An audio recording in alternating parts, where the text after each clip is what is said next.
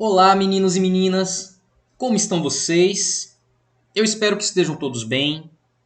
Você está no canal Sistema de Ensino Monte Carlo, um canal feito para você, estudante do ensino público, seja você do ensino médio, do ensino fundamental, você universitário, pesquisador, curioso da matéria, seja muito bem-vindo. Aqui, como sempre, o professor Eduardo, trazendo conteúdos de história, filosofia, sociologia, geografia, produto de humanas, né? Para expandir o seu senso crítico, para expandir o seu senso analítico, lhe tornar um ser pensante na sociedade. E esse é o objetivo do sistema de ensino Monte Carlo: dinamizar, torná-lo acessível, de fácil entendimento, os ensinos de humanas para vocês.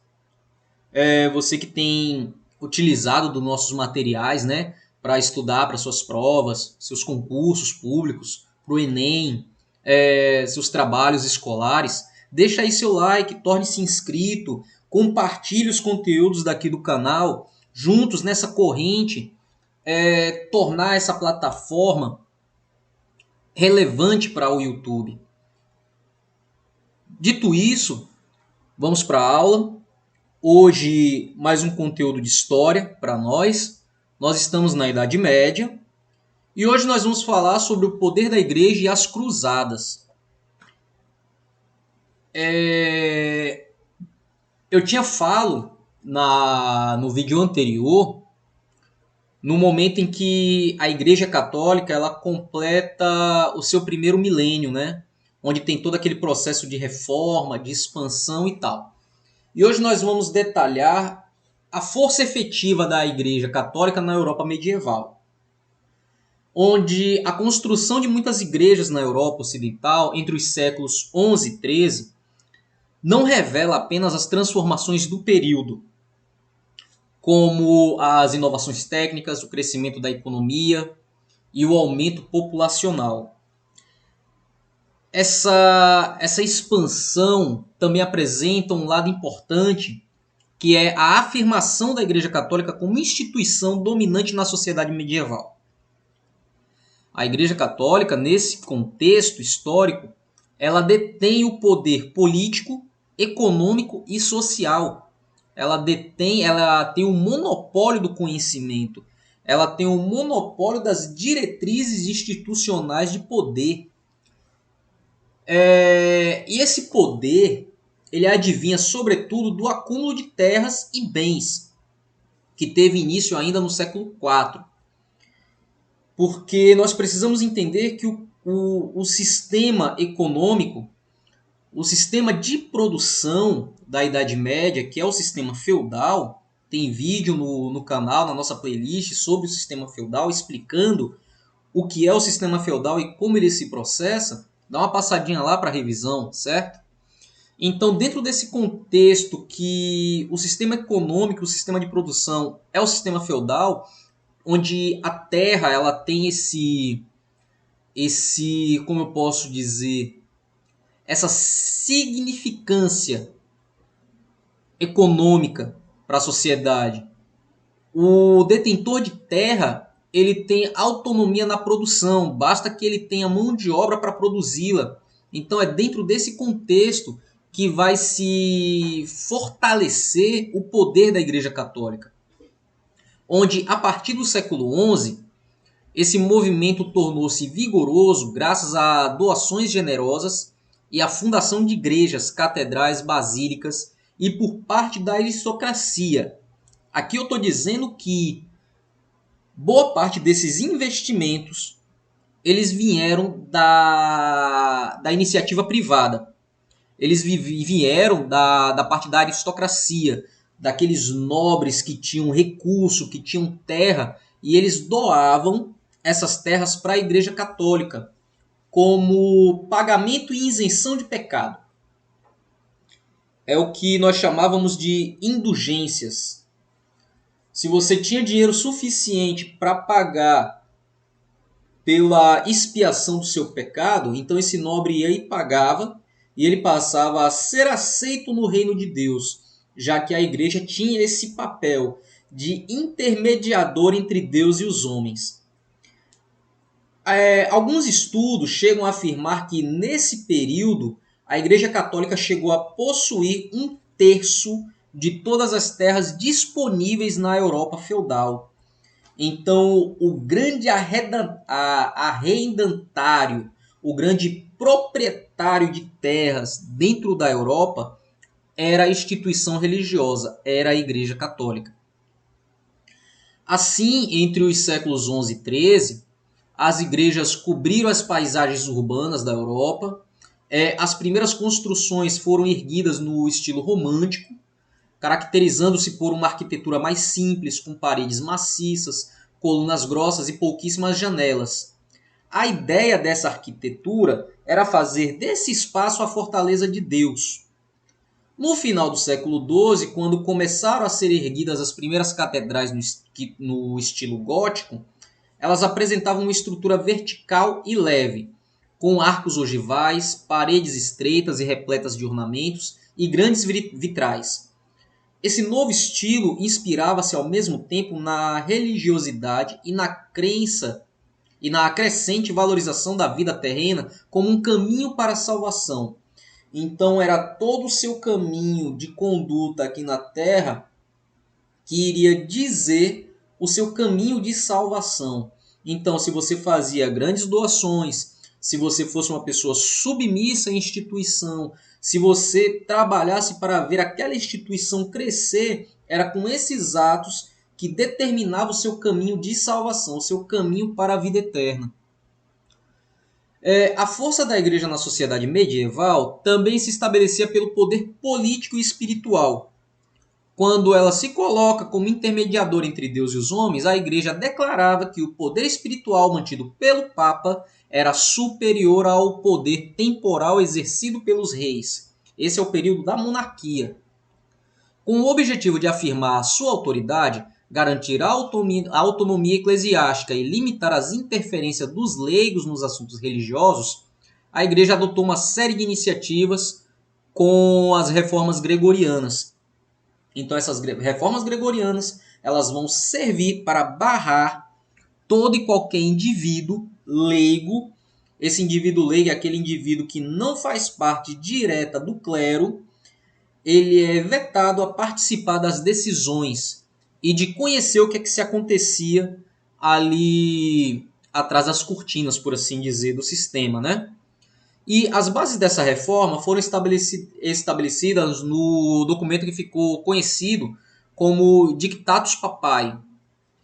Ele foi elaborado provavelmente, ou certamente, pelo Papa Gregório VII, em 1075. Eu digo certamente porque se as reformas se valorizavam desse nome Reforma Gregoriana, então óbvio que se Gregório VII ele não redigiu o documento por inteiro, é possível que ele tenha tido participação significativa na elaboração desse documento, né? Esse documento reunia 27 determinações que sintetizavam os principais objetivos da Igreja durante esse período. O item 3, para dar um exemplo, afirmava que apenas o pontífice romano poderia depor ou nomear um bispo. Por que pontífice romano? Precisamos lembrar que houve uma ruptura da Igreja Católica. A Igreja do Ocidente e a Igreja do Oriente. A Igreja do Oriente em Bizâncio e a Igreja do Ocidente em Roma.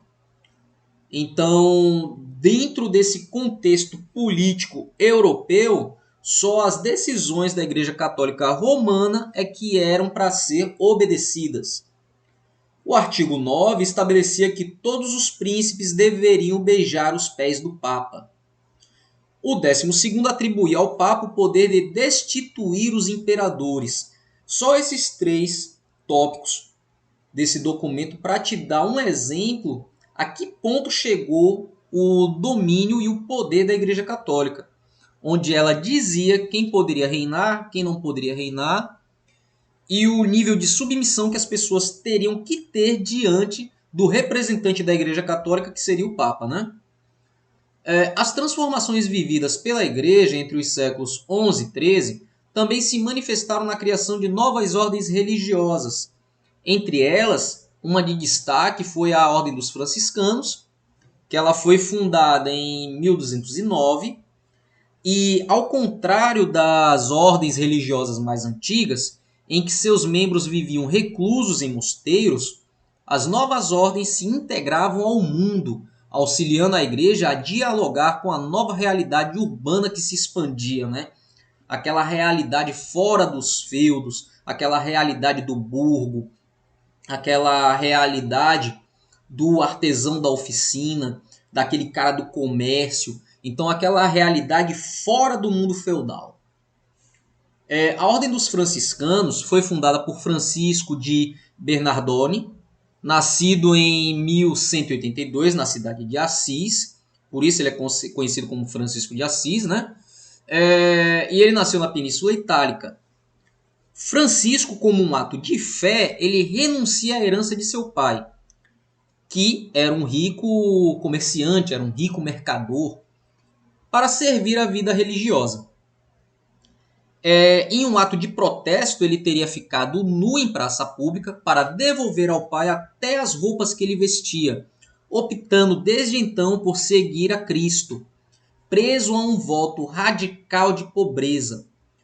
Conta-se que Francisco não tinha inicialmente a intenção de formar uma comunidade, mas à medida que fazia suas pregações, muitas pessoas manifestaram o desejo de segui-lo, assumindo como ele os votos de pobreza. A princípio, o Papa resistiu a aceitar a nova comunidade, porque era difícil de se aceitar o modo de vida simples e mendigante dos franciscanos, né, diante da opulência da Igreja Católica da época. Porém, chega um momento que o Papa, em 1209, passa a reconhecer a Ordem dos Franciscanos como parte da Igreja Católica, como um braço da Igreja Católica. Com mais de 1,2 bilhões de seguidores, de acordo com o Anuário Estatístico Eclesiástico do Vaticano, a América, o continente americano, possui 48,8% de adeptos. Isso do total, né, do contingente populacional de adeptos ao catolicismo. E a Europa fica em segundo lugar, com 23,5%, seguido da África de 16%, da Ásia de 10,9% e da Oceania, que não tem nem 1%, 0,8%. A Europa é o continente onde a Igreja Católica mais tem perdido fiéis. Um século atrás, o continente chegou a concentrar 2/3 de todos os católicos do mundo. E o Brasil, apesar de ser o país com maior população católica, também mostrou uma queda. Que essa queda foi de 125 milhões em 2000 para 123 milhões em 2010. A Europa, que foi o berço do catolicismo, que deveria ser maioria, ela na verdade não é. É o continente onde ela mais perde contingente católico, e isso tem um motivo. E esse motivo é tema de nossas próximas aulas, né? E se você já sabe o motivo pelo qual a Igreja Católica tem perdido, né, contingente, deixa aí nos comentários que eu quero te avaliar o seu nível de instrução em história, para saber se você é um aluno nota 10. Agora, turma, falando sobre as cruzadas. No século XI, a Igreja tinha uma ideia de unificar a cristandade na luta contra os inimigos de Cristo, dentro e fora da Europa. E ela lançou um movimento de Guerra Santa, ou Cruzadas. É mais conhecido como Cruzada do que como Guerra Santa. O chamado para a Guerra de Deus, né, as Cruzadas, foi anunciada pelo Papa Urbano II em 1095, no concílio de Clermont-Ferrand, na França, e o objetivo era convocar os cristãos para retomar a cidade sagrada de Jerusalém, que havia sido conquistada pelos turcos muçulmanos em 1076.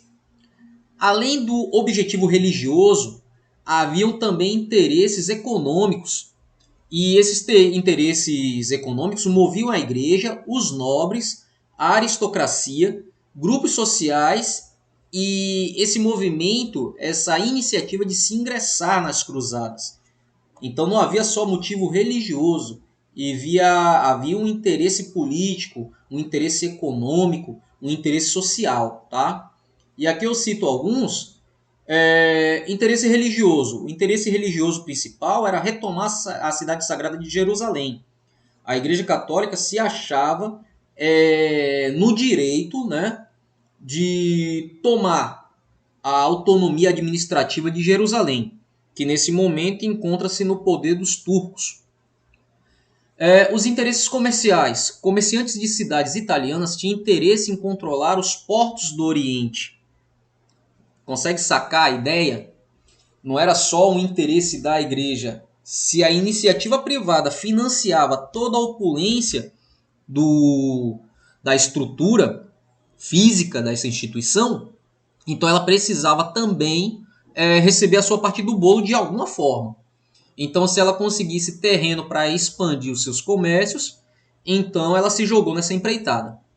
E os interesses sociais é que os nobres buscavam terras e riquezas, enquanto os marginalizados da sociedade procuravam melhores condições de vida no Oriente. Então seria uma possibilidade de ascensão econômica.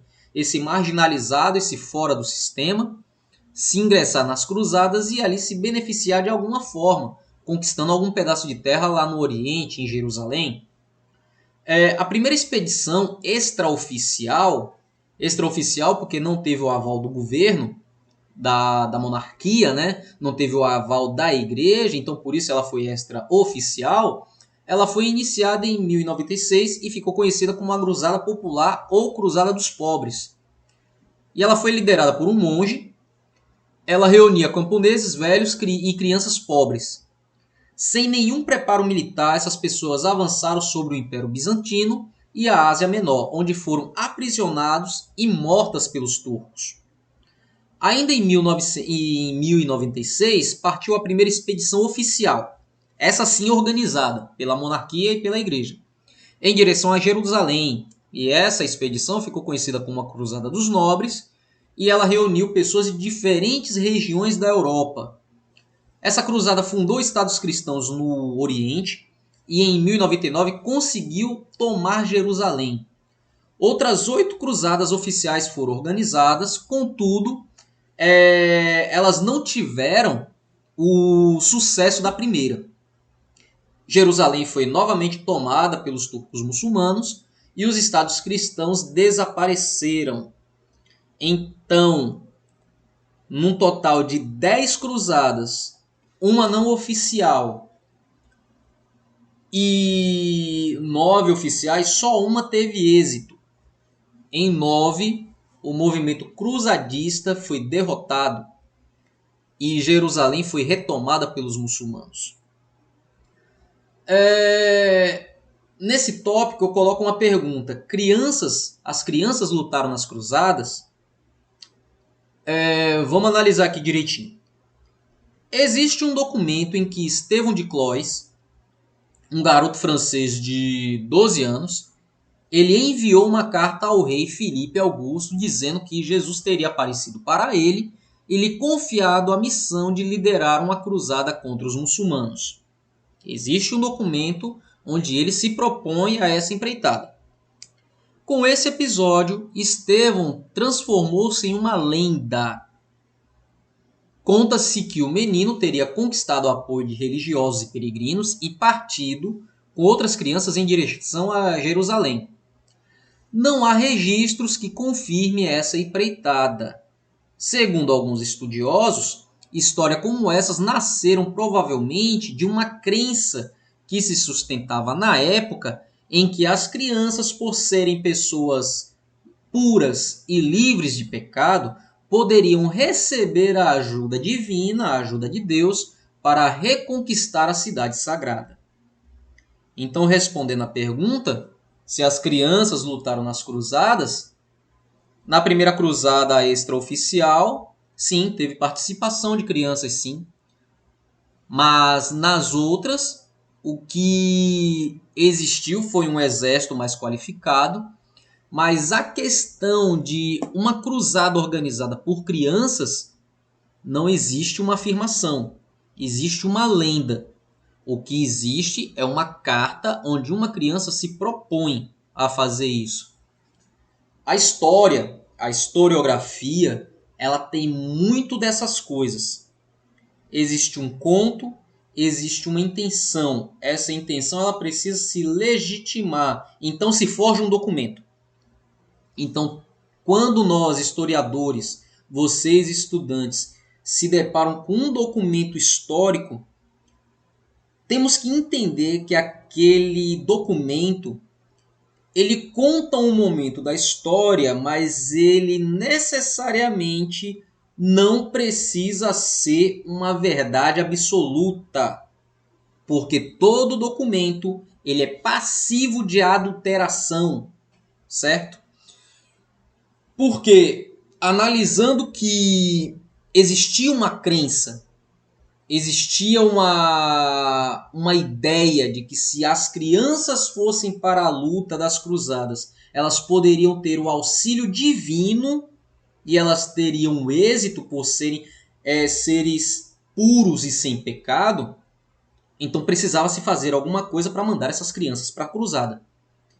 Então, se foi uma criança, eu não sei, mas possivelmente um adulto escreveu essa carta e mandou para o rei em nome de uma criança. Entende mais ou menos o que eu quero dizer? Que todo documento ele é passivo de adulteração. Então, muito cuidado quando você está diante de um documento e acha que descobriu uma verdade. Você precisa ser crítico. E diante daquele fato histórico, diante daquele documento histórico, tentar ver todas as possibilidades, todas as intenções e às vezes até o que você faria no lugar daquela pessoa que redigiu aquele documento. Agora, para finalizar, o resultado das cruzadas, né? Apesar do insucesso religioso, a Igreja Católica não conseguiu dominar Jerusalém. As cruzadas contribuíram para acelerar as mudanças sociais que já estavam ocorrendo na Europa desse período. Primeiro, ela contribuiu para o enfraquecimento do sistema feudal, já que, de um lado, os senhores endividaram-se para montar seus exércitos e, de outro, muitos servos que partiram para as cruzadas não retomaram. Então, esse senhor feudal, esse homem da nobreza, que ele vai utilizar de recurso para montar um exército e muitas vezes ele vai pegar aquele servo que trabalhava no seu feudo e fazer dele um soldado para lutar nas cruzadas e onde ele não tem o resultado que esperava, então ele perdeu dinheiro e perdeu mão de obra. Segundo ponto, muitas terras do norte da Europa ficaram praticamente despovoadas. Isso foi consequência do primeiro episódio. Porque, em razão da partida de seus habitantes para o ocidente, eles terem morrido em combate ou desertado e ter pego um outro rumo e não voltado nem para sua terra onde ele trabalhava. Naquele regime de servidão, né? Terceiro ponto, o Mediterrâneo recuperou sua importância. Com as cruzadas, cresceu o número de embarcações que transitavam por ele. Então, se reacendeu o tráfego pelo Mediterrâneo. E o aumento do comércio do Oriente e Ocidente. Isso por quê? Porque entre os portos de Gênova e Veneza, esse entra e sai navio, esse fluxo de pessoas movimentando o comércio, e será mais dinheiro entrando naquela região de porto, naquele comerciante. Lembra no vídeo anterior quando eu falei que em Gênova e Veneza vão ser o berço das primeiras instituições bancárias? Então isso daí vai se concretizar durante as cruzadas, porque onde o comércio ele é bem efetivo, onde há fluxo de moeda corrente, vai precisar de gente para poder administrar, né, esses recursos que está ali circulando naquela troca comercial.